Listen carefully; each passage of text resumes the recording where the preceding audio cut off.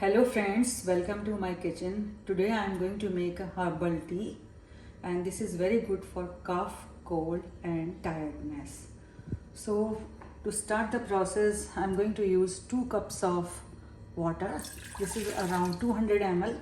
So I am going to take one more cup.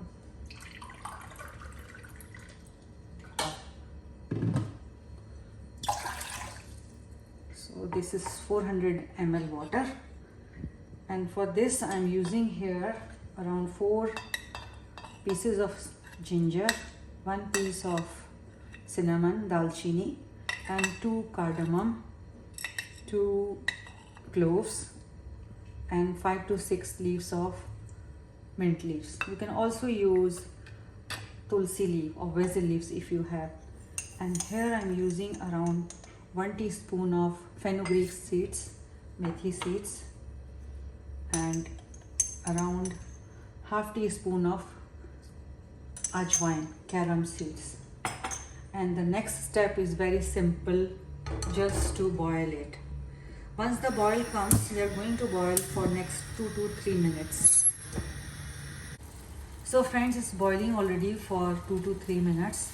So you will see a light yellow color, beautiful color.